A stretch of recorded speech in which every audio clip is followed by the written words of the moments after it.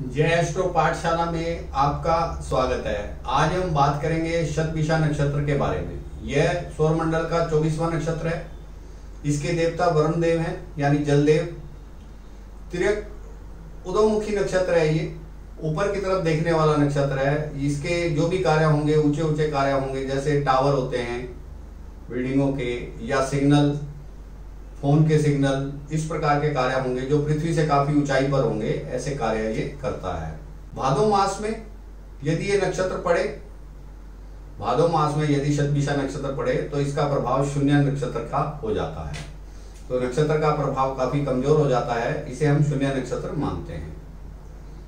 यदि जातक मंगलवार को पैदा होता है, जन्म समय उसका मंगलवार का है, और उस दिन शतभिषा नक्षत्र हो तो उसे कान नक्षत्र कहते हैं। कान नक्षत्र का मतलब क्या है कि उसको फल जीवन भर आंशिक फल मिलेंगे। काम करेगा ज्यादा, फल मिलेगा काम करेगा 100 रुपए का, फल मिलेगा 60 रुपए का। ये कुल अकुल संज्ञा का नक्षत्र है। इसमें जातक को अपने कुल से मदद भी मिलती है और वह स्वयं भी तरक्की करता है। इस प्रकार का ये नक्षत्र है। नपुंसक नक्षत्र है, इसे नपुंसक नक्षत्र कहा गया है। यह अपने कार्य में कुशल होगा। जैसे ये डॉक्टर होगा तो बहुत बड़ा डॉक्टर होगा, अगर ये टीचर होगा तो बहुत अच्छा टीचर होगा, अगर ये आर्मी में होगा तो बहुत अच्छे कार्य को अपनी कुशलता से करेगा। जिस भी कार्य को करेगा कुशलता से करेगा। अब हमें इसमें यह थोड़ा सा देखना होता है कि 5वें भाव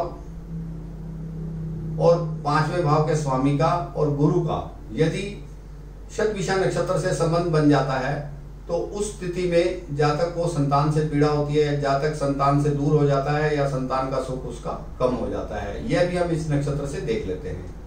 यह नक्षत्र कसाई जाति का है। जब इसको अपना कार्य करना है तो बड़ी क्रूरता पूर्ण अपने कार्य को बहुत अच्छे ढंग से करता है। यह इसकी क्वालिटी है। आकाश तत्व का नक्षत्र है। आकाश तत्व में क्या होता है, विद्युत तरंगें ज्यादा होती हैं तो इसका विद्युत तरंगों से सामंजस्य हो जाता है। आकाश तत्व ऐसा है कि वह जल्दी से एक दूसरे में ढल जाते हैं। आकाश तत्व के जो गुण हैं वो सामने वाले के गुणों में बीच में घुस जाता है, तो उसको विद्युत तरंगों का भी फायदा मिलता है जातक को, जिसका शतभिषा नक्षत्र जन्म नक्षत्र है। इसमें यह देखना है कि यह नक्षत्र अत्रि ऋषि के वंश का है। यह नक्षत्र शतभिषा नक्षत्र अत्रि ऋषि के वंश का है। अत्रि ऋषि का स्वभाव क्या था, वो त्रिदोष से परे थे। उनको अहम अहंकार महसूस नहीं होता था। वो दृष्टा बनकर जीते थे। राक्षसों का विनाश किया उन्होंने समय आने पर। तो ऐसे जातक में गुण आ जाते हैं। अत्रि वंश के जो गोत्र के गुण हैं वो जातक में आ जाते हैं। जातक राक्षसों का विनाश करने में माहिर हो जाता है यदि वह शुभ प्रभाव में हो, उसका अपना स्वार्थ ना हो।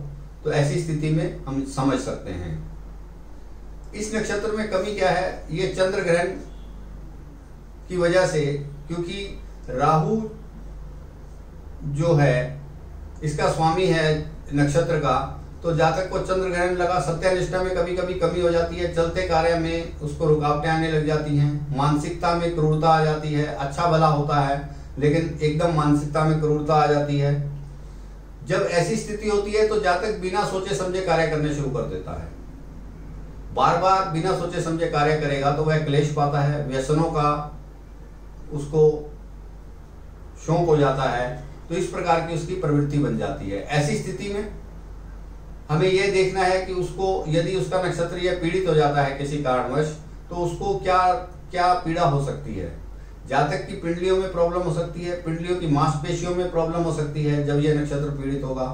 गठिया का रोग हो सकता है, हृदय रोग हो सकता है, ब्लड प्रेशर की शिकायत हो सकती है, टांग में फ्रैक्चर हो सकता है, टांग में लंगड़ापन आ सकता है। और जातक जब अपने नियम तोड़ता है, क्योंकि यह नक्षत्र राहु का नक्षत्र है, तो यह सीमा को भी तोड़ देता है। आप सीमा को तोड़ने का एग्जाम्पल आप अच्छे से समझ सकते हैं। रामायण के अंदर लक्ष्मण ने जो एक लक्ष्मण रेखा खींची थी, सीता ने जैसे ही उस सीमा को तोड़ा तो उसका अपहरण हो गया। तो इस प्रकार के दोष इस नक्षत्र में आ जाते हैं जब हम सीमा से बाहर होते हैं। तो हमें यह विशेष ध्यान रखना चाहिए। जिसका शतभिषा नक्षत्र है जन्म नक्षत्र, उसे सीमाओं के अंदर रहकर काम करना चाहिए। सीमाओं के अंदर रहकर काम करेगा तो उसको ज़्यादा फायदा होगा। सीमाओं को जैसे ही तोड़ेगा तो उसको पीड़ा होनी शुरू हो जाएगी। अब हम इसके चरणों को देख लेते हैं। इसके 4 चरण बनेंगे। पहला चरण बनेगा इसका कुंभ राशि में 6 डिग्री 40 मिनट से लेकर 10 डिग्री तक, जहां तक कट्टर प्रवृत्ति का होगा, जिसको समर्थन दे दिया दे दिया। दूसरा उसका नवांश बनेगा मकर राशि में। इस ऐसी स्थिति में जातक के ऊपर कंट्रोल करना जरूर हो जाता है, आवश्यक हो जाता है, क्योंकि वह सीमा तोड़ सकता है। और तीसरा चरण उसका, दूसरे चरण की डिग्री होगी 10 डिग्री से लेकर 13 डिग्री 20 मिनट कुंभ राशि में, और तीसरे चरण की डिग्री होगी 13 डिग्री 20 मिनट से लेकर 16 डिग्री 40 मिनट तक कुंभ राशि में। इसमें जातक का मोह भंग हो जाता है, वो एकांतवास चाहता है, उसका वैराग्यपन उसमें आ जाता है, अध्यात्म की तरफ मुड़ जाता है। तो ऐसी स्थिति उसकी हो जाती है। ये हमने समझा तीसरे नवांश में। चौथा नवांश पुष्कर नवांश होगा। इसमें जातक शुभ फल ले सकता है। रेडियो से, टीवी से, दूरदर्शन से या लेखन से उपन्यासकार अच्छा हो सकता है, उपाय करने पर भी कर सकता है। और बर्थ भी उसके, ये अगर नक्षत्र अच्छा है, पाप प्रभाव में नहीं है, पीड़ित नहीं है, तो ऐसे कार्यों से वो लाभ ले सकता है। अब हम इसकी बात कर लेते हैं। यदि नक्षत्र पीड़ित है तो उसके क्या उपाय करने चाहिए। कदम के वृक्ष की पूजा करनी चाहिए। यदि हमारा शतभिषा नक्षत्र पीड़ित है तो हमें कदम के वृक्ष की पूजा करनी चाहिए, उसे जल देना चाहिए। सावन का जो मास होता है, चंद्र मास सावन का, उसके आखिर के 9 दिनों में पूजा करनी चाहिए शतभिषा नक्षत्र की। एकादश, दोनों पक्ष की चतुर्दशी तिथि को इसकी पूजा करनी चाहिए। चतुर्दशी तिथि हो और शनिवार हो तो उस दिन विशेष पूजा की जा सकती है, जिससे कि हम इसकी पीड़ा का दुष्प्रभाव दूर कर सकते हैं। शनि की विशेष पूजा हम कर सकते हैं। चतुर्दशी तिथि हो और शनिवार हो तो उसमें मंत्र जाप कर सकते हैं। बीज मंत्र ओम लाम बीज मंत्र का हम पाठ कर सकते हैं। ओम लाम बीज मंत्र का हम पाठ कर सकते हैं। और इसमें हम क्या कर सकते हैं, पाठ पूजा में कावड़ियों की यात्रा कर सकते हैं, अमरनाथ की यात्रा कर सकते हैं। सावन के महीने में जो कावड़ यात्रा आती है वह हमें करनी चाहिए, उससे हमें ऊर्जा मिलेगी। अमरनाथ की यात्रा करनी चाहिए, उससे हमें ऊर्जा मिलेगी। इसके अलावा हमें ओम नमः शिवाय मंत्र का जाप करना चाहिए। ओम नमः शिवाय मंत्र का जाप करना चाहिए। हल्के या गाढ़े नीले रंगों का प्रयोग करना चाहिए, उससे भी हमारा शुभ प्रभाव बढ़ता है, भाग्यवर्धन होता है। और इस नक्षत्र में सबसे बड़ी खासियत क्या है, ये अपने कार्य को गुप्त रखता है।